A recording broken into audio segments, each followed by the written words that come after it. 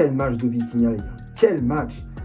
Là, Vitinha, il t'a montré encore une fois qu'il est dans le top 10 des meilleurs milieux de terrain du monde à l'heure actuelle. Là, encore une fois, il te l'a prouvé. Un triplé face à Tottenham, une qualité technique digne des plus grands milieux de terrain du monde. C'est un joueur de classe mondiale, on peut le dire. C'est un joueur de classe mondiale, j'ai pas peur de le dire. Et je l'ai dit à plusieurs reprises ces dernières années. Depuis que Luis Enrique est arrivé au Paris Saint-Germain, Vitinha, c'est devenu un autre joueur. C'est devenu le maestro, le chef d'orchestre du milieu parisien. C'est lui qui donne le tempo, qui dynamise le jeu à tout moment. Voilà, franchement, Vitinha, il me régale. Il me régale, ce joueur. Bref, salut à tous, amis parisiens, supporters du PSG. J'espère que vous avez la pêche. Moi, pour ma part, je vais très très bien. Je suis très content de vous retrouver pour un nouveau débrief. On va analyser ce choc qui opposait le Paris Saint-Germain à Tottenham. Match qui comptait pour la 5e journée de phase de Ligue de la Ligue des Champions.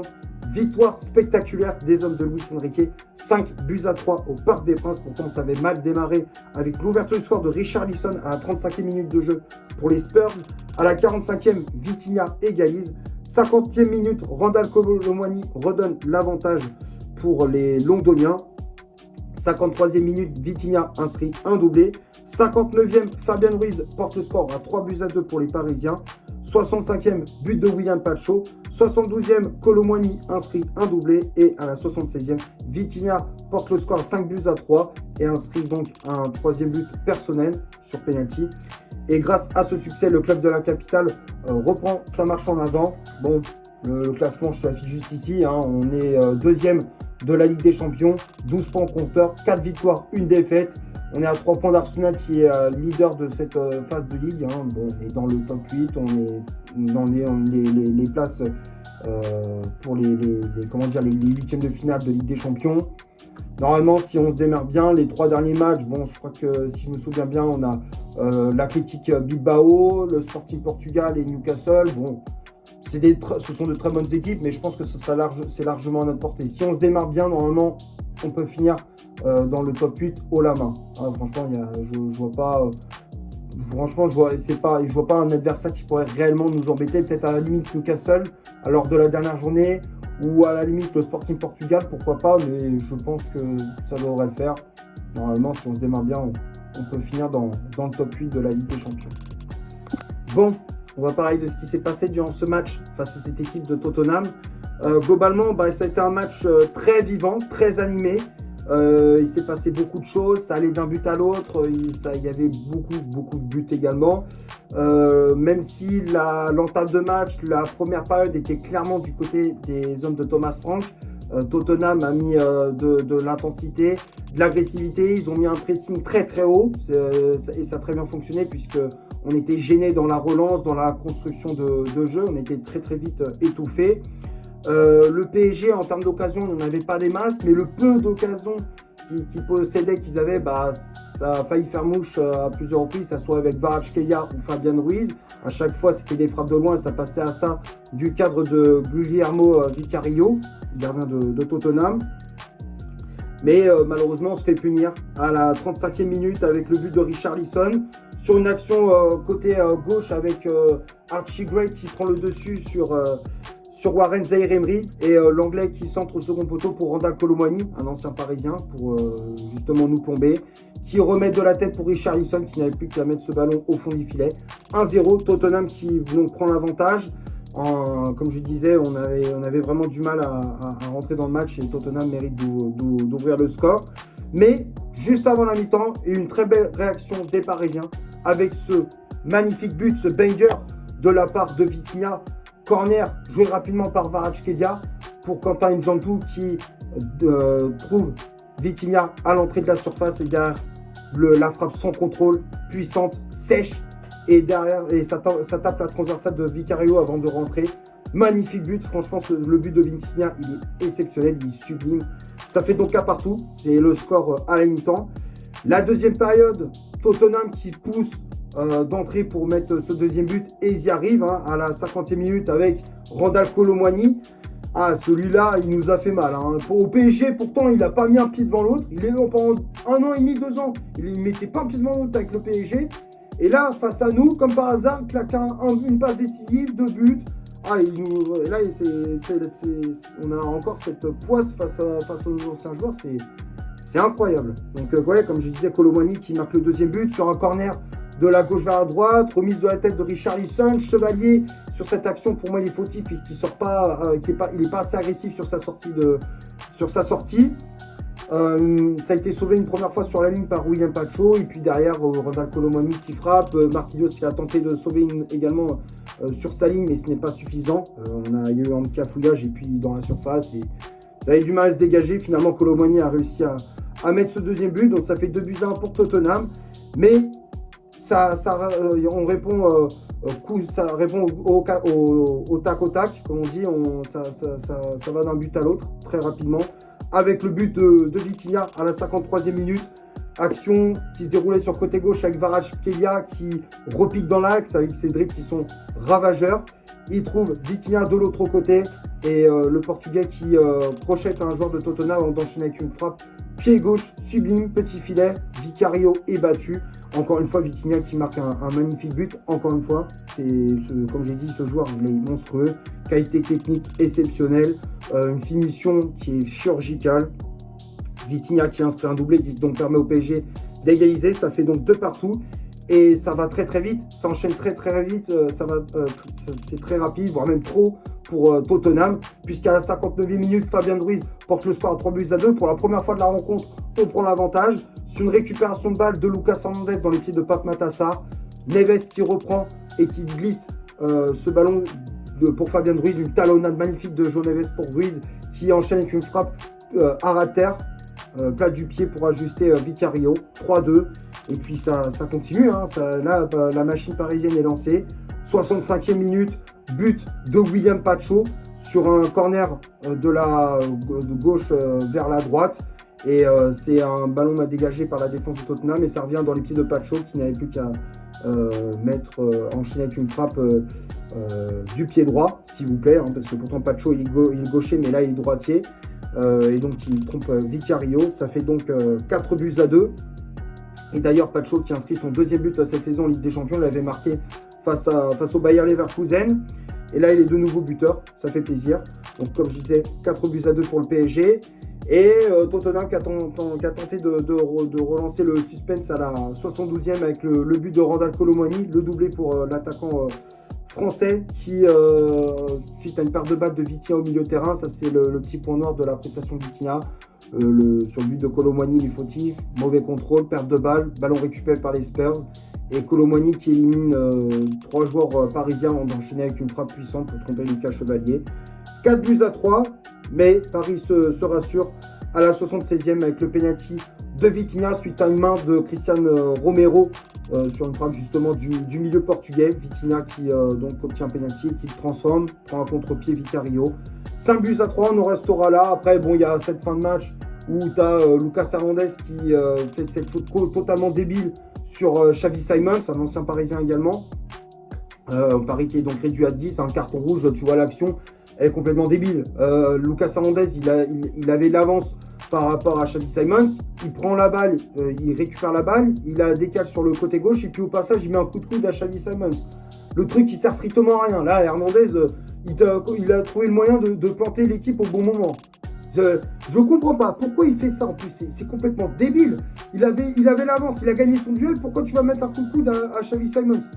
Geste totalement inutile, l'arbitre sort le rouge, il avait consulté la VAR et puis il sort le carton rouge, logique. Expulsion de Hernandez, donc on finit à 10, mais bon, voilà, il n'y a pas eu d'autres buts, on a été solide derrière, on a été solide, on a su tenir jusqu'au bout. Donc, victoire 5 du PSG, 5-3. Maintenant, on va passer à la composition d'équipe que Luis Enrique a alignée pour ce match. Le 11 de départ, je suis juste ici. Donc l'entraîneur espagnol a aligné son fameux 4-3-3 avec dans les cages Lucas Chevalier. La charnière centrale, c'était Marquinhos associé à William Pacho. Marquinhos qui avait le brassard de capitaine. Les latéraux, Warren Zaïre-Emery à droite à la place d'Achraf Hakimi toujours blessé. À gauche, c'était le portugais Nuno Mendes. Le milieu de terrain, Vitinha positionné en 6. Fabien Ruiz et João Neves en relayeur. Et le trio d'attaque, le trio... je ne vais pas dire spécialement magique, mais bon, c'était le trio qui devait animer l'attaque parisienne avec à droite le Géorgien Vicha Kvaratskhelia, à gauche Bradley Barcola et en pointe en faux numéro 9, c'était le jeune parisien Quentin N'Djantou. Les changements effectués par l'entraîneur parisien, donc on a vu l'entrée de Ilyas Zabarny à la place de Vitinha, ça c'était en fin de match suite à l'expulsion d'Hernandez. L'entrée de Gonzalo Ramos à la place de Quentin N'Djantou, Ousmane Dembélé qui est rentré à la place de Vicha Kvaratskhelia, Kangin Lee qui est rentré à la place de Bradley Barcola et pour finir l'entrée de Lucas Hernandez à la place de Nuno Mendes, ça c'était à la mi-temps. Que dire sur cette compo? Bon, bah, des choix plus ou moins logiques, hein. On a revu plus ou moins l'équipe type avec Marquinhos et Pacho en défense, Zaïre Emery qui occupe toujours ce poste de latéral droit à la place d'Hakimi, toujours blessé. Le milieu magique, on a revu le trio magique au milieu de terrain, comme je disais, avec Vitinha en 6, João Neves et Fabien Ruiz en relayeur. On a bien vu que les trois ensemble, ça marche du feu de Dieu. Et puis bon, bah, l'attaque, bon, c'était pas trop ça. Tu vois, encore Quentin N'Djantou, ça va, il s'est pas trop mal débrouillé en faux numéro 9, pourtant c'est pas son poste habituel, mais il s'est plutôt bien débrouillé. Par contre, Barcola, lui t'as l'impression qu'il choisit ses matchs. Contre Le Havre, il rentre, il est décisif, mais dès qu'il est en Ligue des Champions, c'est fini, tu le vois plus. Là, il est transparent, fantomatique, il sert à rien. T'as l'impression de jouer à 10 quand Barcola il est là. C'est un truc de fou. Je ne comprends pas l'attitude de Bradley Barcola. C'est vraiment une énigme. C'est un coup je suis bon, un coup je suis pas bon. Il est beaucoup trop irrégulier. Beaucoup trop irrégulier. On a bien vu dès que Kangin Lee est rentré, le jeune sud-coréen, dès que Lee est rentré, bah, ça a totalement changé l'attaque parisienne. C'était beaucoup plus rapide, beaucoup plus fluide et beaucoup plus technique. Voilà, parce que Barcola, c'était une catastrophe. Mais sinon, à part ça, bon, bah, rien d'autre à rajouter. Le coaching était parfait, les changements nickel. J'ai rien d'autre à rajouter pour la compo de Luis Enrique. On va passer maintenant du côté des statistiques de cette rencontre. On va commencer par le Paris Saint-Germain.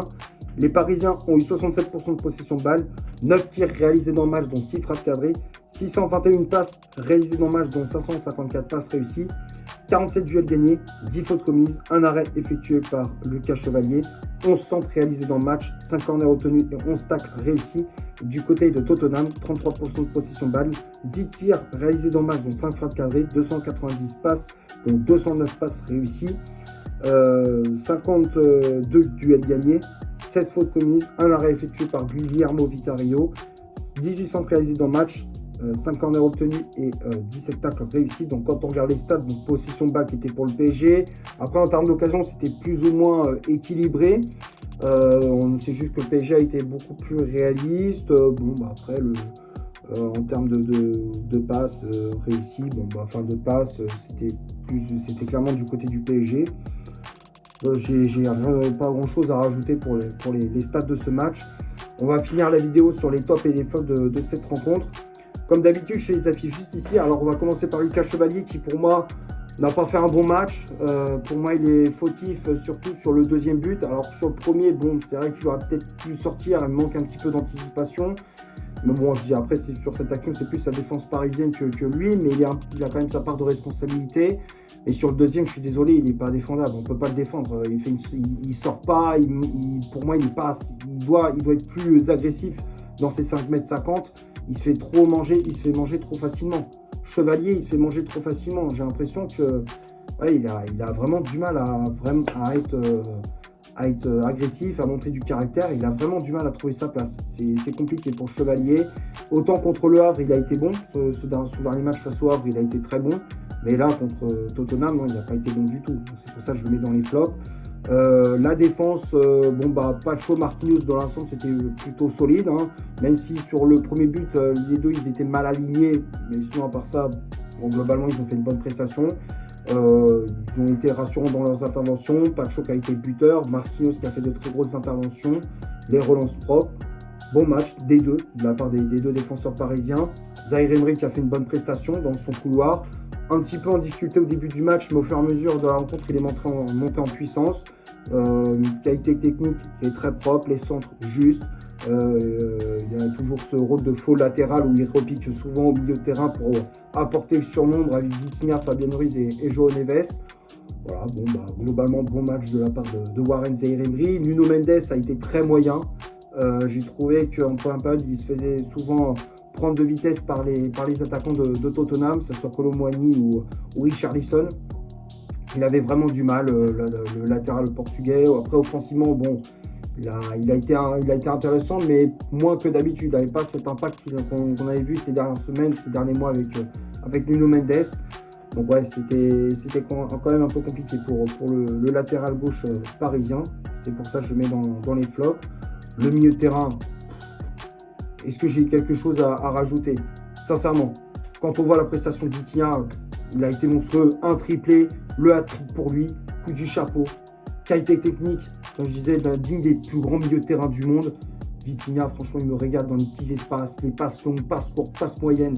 C'est propre, c'est fluide, c'est net. Ah, franchement, ce joueur, il me régale. Vitinha, il est monstrueux, il est incroyable. João Neves, c'est pareil, lui aussi. On n'en parle pas beaucoup, mais João Neves, il est très très bon également. Dans la récupération de balles, dans le pressing, dans l'agressivité. Sur les phases offensives, il peut être tranchant à n'importe quel moment. João Neves, encore une fois, qui est incroyable. Fabien Ruiz aussi, qui a été très très bon. Et puis le trio d'attaque, Kvaratskhelia qui a été très bon aussi. Surtout quand il a été repositionné à gauche, c'est là où il a été encore plus performant, plus tranchant dans ses courses, dans ses contrôles, ses dribbles. Voilà, Kvaratskhelia, même s'il n'a pas marqué dans ce match, il a été encore une fois très précieux dans l'attaque parisienne. Puis après, Barcola, N'Jantou qui a fait une bonne prestation dans ce rôle de faux numéro 9, passeur décisif sur le premier but de Vitinha. Il a décroché, proposé des solutions. Techniquement, il a été très, très juste, très propre. Très bon match de la part du jeune parisien. Et puis Barcola. Alors lui, sa prestation, tu peux jeter à la poubelle. Alors lui, il a été, comme je disais, il a été nullissime. Il a été à la ramasse totale. Et puis les remplaçants, Zabarni, Ramos, Dembélé, Lee et puis Hernandez, les 5. Le seul que je mets dans les tops, c'est Canguilhi, qui pour moi a fait une bonne entrée. Puis Zabarni, bon, qui n'a pas joué beaucoup de minutes, mais qui a été précieux dans les interventions, dans les dernières minutes, quand on était en infériorité numérique. Et après, le reste, bon, ça a été une entrée en jeu très moyenne de la part des trois autres remplaçants.